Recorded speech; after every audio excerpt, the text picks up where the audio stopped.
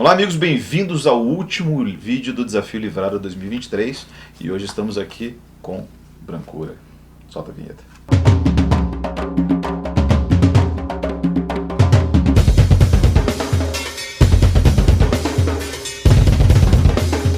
Brancura de John Fosse, último livro comentado no Desafio Livrado 2023. Lucas Lazzaretti está aqui comigo, também comentador oficial do Desafio Livrado 2023. Escolhemos esse cara aqui porque ele ganhou um prêmio aí, esse ano foi importante. Prêmio Nobel de Literatura, esse aqui. É um prêmio aí dado pelos babacas suecos uma vez por ano, para algum outro, geralmente um babaca também. Às vezes é um cara legal, mas quase sempre é um babaca. E esse aqui foi publicado pela Fósforo, pouquíssimo tempo depois de anunciar o Nobel, né? Já tinha um livro aqui publicado pela Companhia das Letras na ocasião, que é o Ea Alice, e aí agora foi publicado pela Fósforo. Mas saiu esse ano também, né? O Ea Alice saiu esse ano também. Saiu esse ano também. Eu tinha publicado Melancolia dele, vários anos atrás. Tá, verdade. E aí sumiu. Sumiu, tá certo. E aí foi publicado pela Fósforo, tava falando com o Lucas, é legal essa texturinha da Fósforo aqui, que tem várias estrelinhas aqui, né, cara? Isso aqui é gostoso, assim, parece que você tá pegando num chão de ônibus, sei lá. Enfim. Isso é gostoso. Você passava a língua? Não passava a língua. Pô, texturinha de... É tipo o controle assim do telefone, lembra? Você passava a língua no telefone pra dar choquinho na língua? Não fazia. Nossa, mas dava. Isso, né? Você não fazia isso? Não. Porra, não chegou isso lá, né? Sabe o telefone assim? Você sabe, né, Murilo? O Murilo tá rindo. Era bateria também. Bateria, pode crer. Você vai dar choque. Louco. Naquele cinzinha que amarelava com o tempo? Também. Com sem fio. Mas quando você mora no interior do Brasil, no Brasil profundo, como dizem agora, você precisa encontrar coisas para se divertir, não é? Entendi. Assim, não tem muita opção. Então, botar a língua no telefone... Aliás, você que é do Brasil profundo, Lucas, você concorda com esse termo, Brasil profundo? Não. Não? Não. Entendi. É claro, né? Porque para você, Pato Branco é a melhor cidade do mundo. Bom, não diria isso, assim, mas claramente uma cidade que tem vantagens urbanísticas em relação a uma cidade que fica ali do lado, né, que é o Beltrão, que é com quem a gente tem uma rivalidade, que importa apenas a nós e a Beltrão, ao que tudo indica, o mundo ainda não está ciente dessa rivalidade. Não, tá, porque tinha aquela personagem de Pato Branco do Tomás, aquela sempre ficava falando de Beltrão lá e tal. Pois é. Mas é uma cidade lá no meio do nada, né? Entendi. Falando de cidade do meio do nada, Brancura se passa no meio do nada. E a gente tem um narrador aqui que não tem nome, não tem história, não tem absolutamente nada, que ele só diz que ele tá assim, meio na vida, né? Meio entediado, e ele tá ali dirigindo o carro, e ele começa a entrar por umas estradinhas cada vez mais secundárias, até que ele acaba numa estrada de terra, que vai ficando mais densa, até que atola o carro dele, ele tá ali perdido na floresta, meio de nada. E ele resolve sair do carro, né? Porque isso é uma coisa muito inteligente, lógica para se fazer, né? Claramente esse cara é norueguês, né? Porque assim, qualquer norueguês faria isso, né? Assim, vou sair no meio da neve, né? Porque se fosse, sei lá, tipo um jamaicano ali, o cara fala assim, meu irmão, a última coisa que eu vou fazer vai ser sair aqui nesse... se tivesse um jamaicano nessa situação, ele talvez estivesse primeiro pensando como eu estou nessa situação, não é? Exato. Exato. Acho que é o primeiro ponto, assim. Exatamente. Mas assim, a gente também não sabe se não é um jamaicano só muito intemperante também, porque a verdade a gente não sabe nada. É que a gente não sabe nada sobre esse narrador, né? E aí ele vai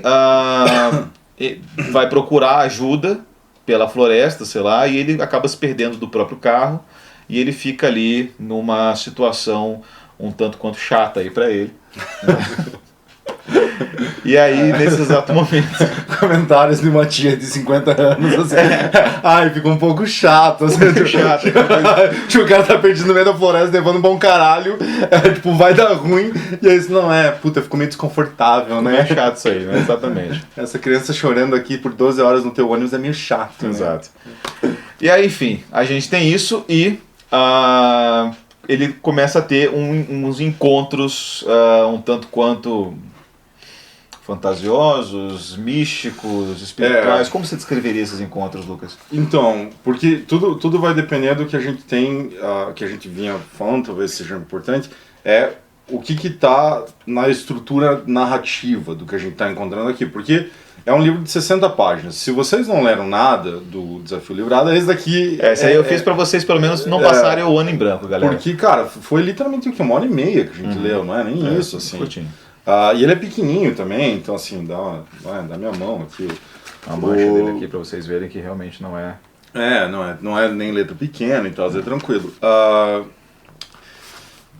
O que está na estrutura dele? Nós vemos a primeira coisa que a gente tem, a informação que nós temos dele, que é muito pouco, isso é verdade, é o tédio havia se apoderado de mim, logo de mim, que nunca me deixei afetar por ele, nada que me passasse pela cabeça me animava.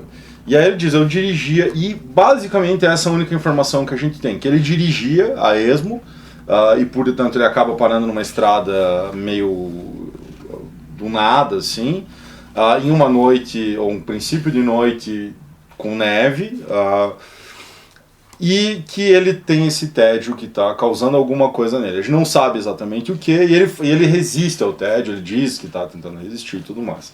Então, basicamente o que nós temos do personagem é isso. Agora, quando a narrativa começa a se movimentar, ela se movimenta a partir desse ponto. Um ponto que em uma estrutura narrativa convencional, vamos dizer, uma estrutura narrativa realista, ou que tem uma mimesis, quer dizer, uma simulação de realidade, ela precisaria suplementar muita coisa aqui, certo?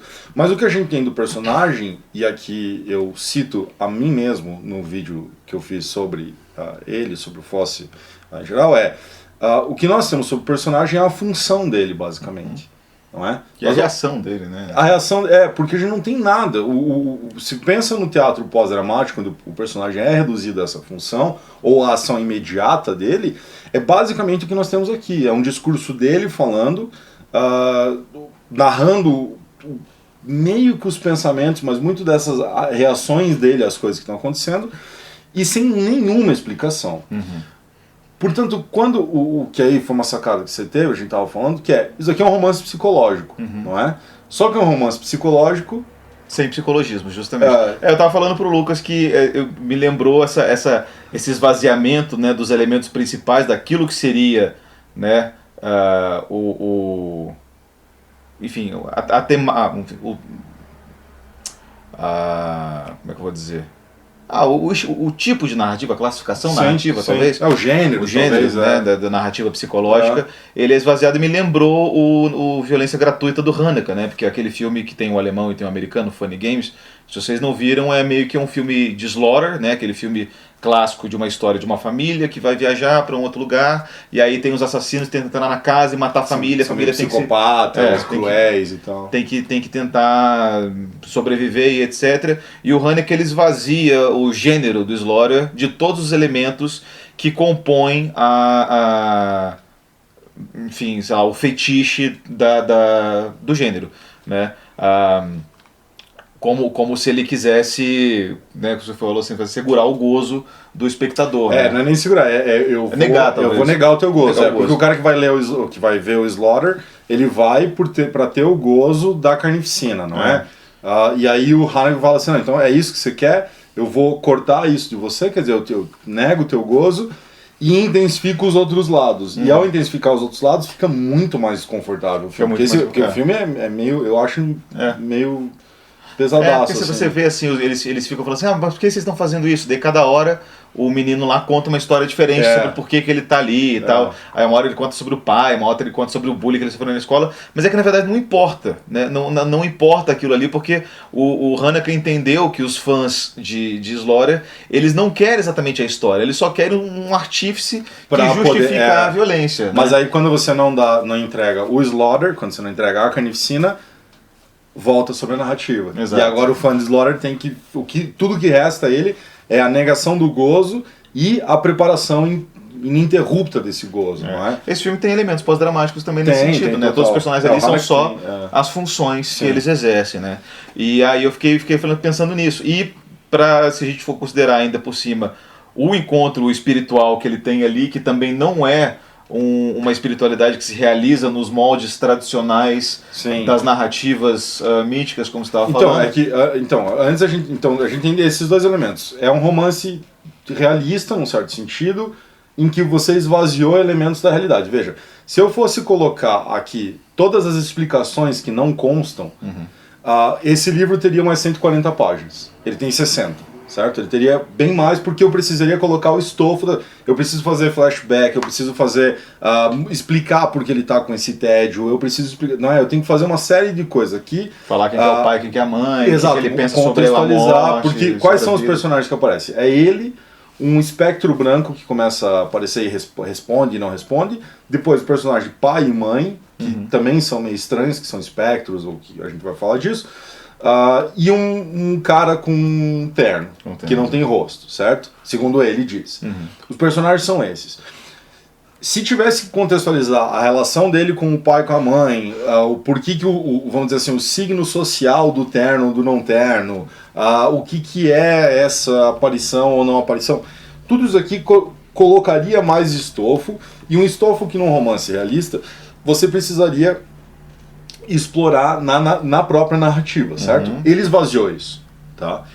E isso é muito interessante, esvaziou, e ele esvazia ao mesmo tempo esse elemento do psicológico, porque tudo que a gente sabe é esse tédio dele, né? Eu comentei que eu vejo que há uma tendência em autores do final do século XX, começo do século XXI ali, de colocar, vamos dizer assim, uma ranhura psicológica ou existencial no começo do livro, e depois tergiversar sobre isso o livro inteiro, ou tentar fugir e tal. E eu acho que o exemplo maior para mim é Os Anéis de Saturno, do Sebald, que ele começa, tinha feito uma cirurgia, eu tava meio mal, tava tristão, eu saía para dar umas voltas, e aí e depois ele nunca, no final ele volta a dar uma, sabe? Uma pincelada nesse assunto aí, mas aqui ele não volta mesmo. Ele não volta, e ele vai para frente, então ele reduziu essa coisa. Então ele fez essas duas reduções. E aí o que a gente... Porque nós estamos num ponto de vista que é um pouco complicado, que é um ponto de vista dele, que seria uma primeira pessoa, que está narrando quase que na imediatidade dos atos, então ele é uma primeira pessoa que usa um subterfúgio narrativo de terceira pessoa, que é essa narrativa rápida, não é? Não tem fluxo de consciência, né? É uma narrativa quase de reação, como você tinha notado. E ele, nesse movimento do ponto de vista, ele não faz nenhuma questão em dizer, vamos dizer assim, trabalhar com expressões ou com expressionismo da coisa. Ele não está fazendo realismo fantástico, ele não está fazendo, entendeu? Então quando aparecem essas... Embora existam alguns comentários de fundo impressionista logo no começo, né? Mas muito... Mas ele fala da brancura, do terror, do não sei o que. Isso, mas aí mas poderia ser, vamos dizer assim,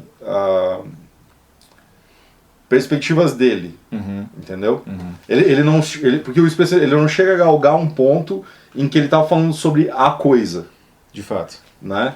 E aí quando esses aparece, primeiro o espectro que aparece para ele, e a gente pode aqui falar porque é spoiler, né? É o livro. Já leram o livro. Que é o espectro aparece para ele, a gente fica naquela coisa assim, tá tudo bem, eu não preciso aceitar ou negar isso daqui. Porque como o personagem principal já foi reduzido à função, eu posso aceitar meio que o espectro como função. Eu não preciso dizer isso aqui é verdade ou é fantasia, entendeu? Ou é Deus, ou é um anjo, ou é coisa, ele até conjectura, ele fala, poderia ser um anjo, mas um anjo poderia... Todos os anjos, inclusive os demônios, são anjos. São brancos, né? Ele fala, né? Eu me ajeitei aqui, eu falei já. Não, Murilo. Não. Você nunca vai brigar comigo, Murilo? Manda no Lucas, Murilo. Vai, Murilo, fala. E aí tem isso, né? Então, assim, ele fala que os demônios também têm uma luz branca, né? Fala umas coisas assim. Mas a verdade é que realmente não importa, né? Assim como não importa quem ele é, não importa qual lugar em que ele está, não importa... qual que é a região que ele está. Ele fala, tipo, o tempo todo, é uma floresta, né? Mas é negro porque é de noite. Ele fala, também não importa o que é que os pais dele representam para ele, ou como você falou, o que é que o terno representa para ele, ou o que é que o espectro branco representa. Até a tempestade de neve, a gente não sabe se é uma tempestade de neve normal, o lugar que ele está é um lugar de tempestade, ou essa é uma tempestade fora do normal, e ele foi para ali sabendo ou não sabendo, a gente não sabe nada. Então a gente tem esse cenário e essa narrativa muito para frentex aí, né? Muito que se propõe a tentar desconstruir alguns elementos dados aí dos gêneros, né, que a gente está falando, do realismo, do psicologismo, enfim, e que tem essa proposta, então, de fazer uma narrativa lacunar que explora somente o conceito, né, da ideia do romance e o conceito da função dos seus personagens. E da imediatidade da própria narrativa. Eu acho que isso é um troço interessante. Assim, se tem um pós-dramático no teatro, que talvez pudesse ser pensado num pós-narrativo. Quer dizer, é um narrativo que é colado à imediatidade dele com ele mesmo, não é? O que é interessante. Tem o fato de que o pensamento dele ainda é um pensamento, né? Ele não está falando, né? Como se, por exemplo, se isso aqui fosse um teatro, poderia só jogar um cara ali e você, ao mesmo tempo que está lendo esse livro, estaria vendo uma peça de teatro sem saber exatamente se o cara, quem que ele é, o que ele está fazendo ali, etc, né? Seria esse elemento desnudado aí de contexto. Mas a narrativa interna sugere que pelo menos ele tem uma reação psicológica, ainda que não lastreada em nada da vida dele, apenas na situação. Né?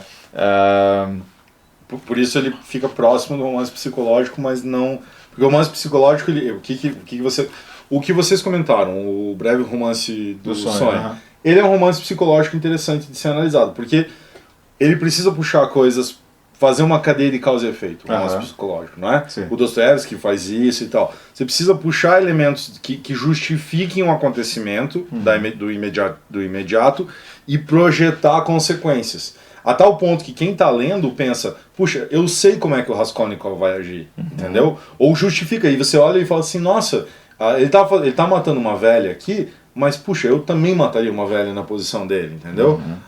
Não eu, claro. Eu acho que não é assim, matar velhinhos. Inclusive, a gente tem todo respeito aí pela comunidade velha. Comunidade velha e tal. A gente gostaria de falar, quem me conhece sabe que eu sempre primei muito pelo respeito à comunidade de... Sim, eu mesmo, de vez em quando, marco jogar um bingo com os meus amigos. Dominó e tal. Tudo isso. Mas no Raskolnikov você vê a razão dele matar aquela velha específica, entende? Então, portanto, no romance psicológico, os tormentos que vão ser a graça do romance psicológico só fazem sentido porque a cadeia de causa e efeito justifica eles, não é? Aqui a gente não tem. E daí fica a pergunta, se a gente não tem isso, o que é que a gente tem nesse romance? Nós temos o que vai acontecer, não é? Vamos dizer, a ação. Porque no momento em que você falou, o cara parou um carro porque zoou lá, ele não consegue, e de fato isso acontece, não. E aí ele decide que ele vai sair do carro. Naquela hora ali você já sacou que vai dar merda, cara. Não tem... Não é? Você sabe. O cara fala assim, eu vou dar uma voltinha aqui na neve, ele não tem lugar nenhum. Aí depois ele começa a falar, se tivesse alguém com trator, não sei o quê, mas talvez a pessoa com trator não viesse aqui. Você sabe que vai dar merda, exato. Né? E a merda, qual que é a merda que vai acontecer? Ele vai morrer. Pois é. Então o acontecimento começa com esse tédio que a gente não entende muito bem, que leva ele a ter uma ação um pouco estranha, que é ficar dirigindo a ele, e ele vai morrer. Não é? Então o que nós temos é isso. Certo. Agora, essa questão aí, né, a gente estava falando também antes da gravação começar, é sempre muito legal, né, porque o nosso vídeo aqui é meio que um resumo da conversa que a gente teve minutos atrás, assim, né. Mas a gente tava... Às vezes por dia. Às vezes por dia, também tem isso. Mas assim, a gente estava falando aqui agora, antes do vídeo começar, sobre essa parada da tradição do escandinavo aí de encontro com a morte, né? Que você falou que não começou no sétimo selo e vai um pouco mais para trás ali do teatro escandinavo, assim, enfim. O que isso representa para os caras?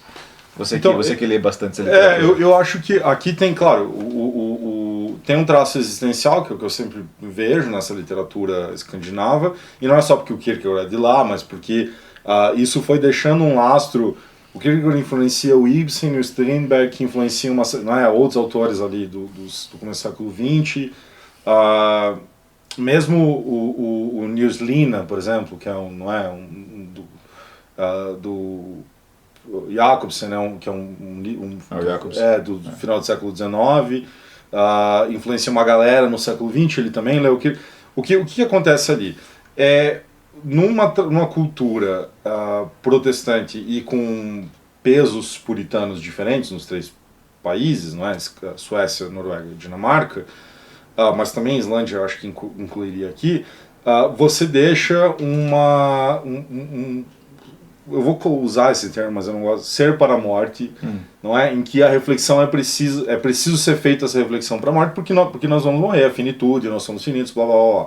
Ok, só que essa finitude, ela é também encarada nesse puritanismo, nessa coisa meio sóbria. Então, uma reflexão sobre a morte vai ser uma reflexão em que eu, indivíduo, e não a comunidade, eu vou me encarar, quer dizer, a minha morte é sempre a minha morte, não é? E eu vou ter que enfrentar ela, eu vou ter que enfrentar essa situação. Ela, na verdade, é a única situação que eu sei que eu vou ter que enfrentar sem sombra de dúvidas.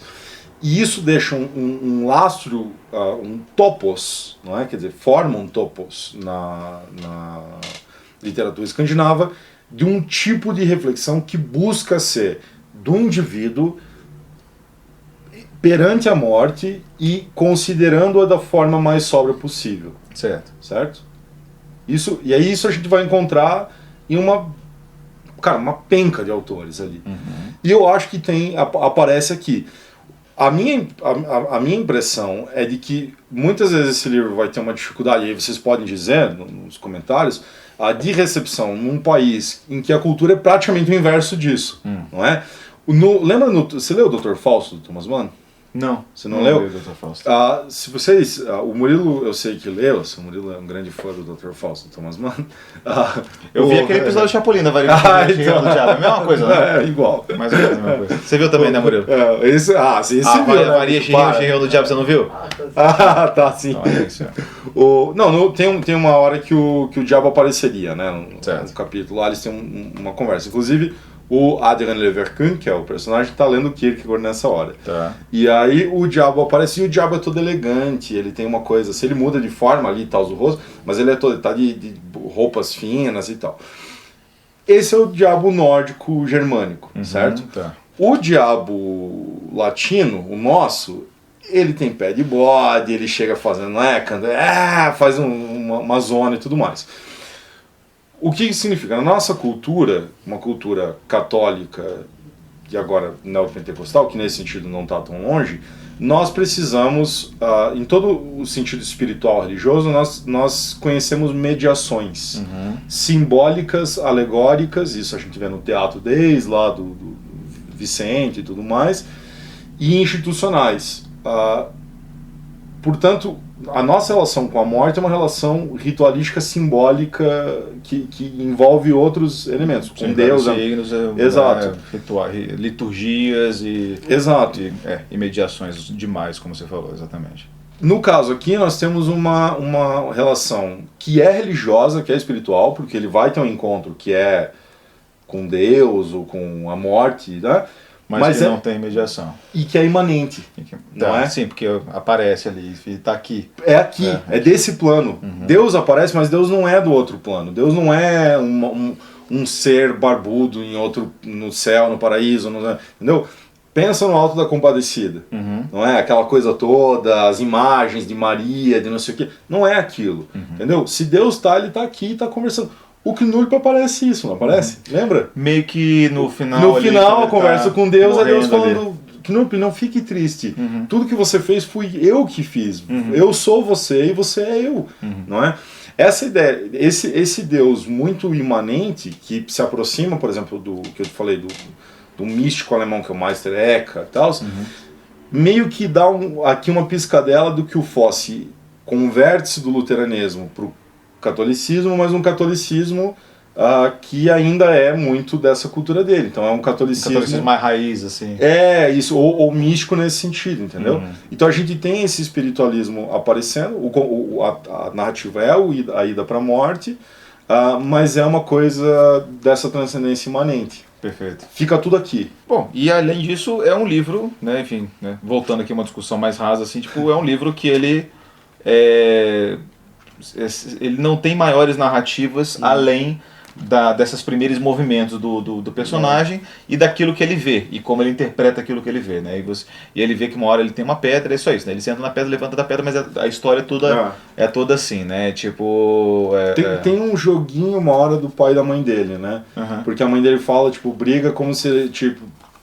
A mãe dele fala alguma coisa pra ele. E o pai, tipo, eu não sei. Você nunca fala pra ele, você nunca conversa com ele, você não...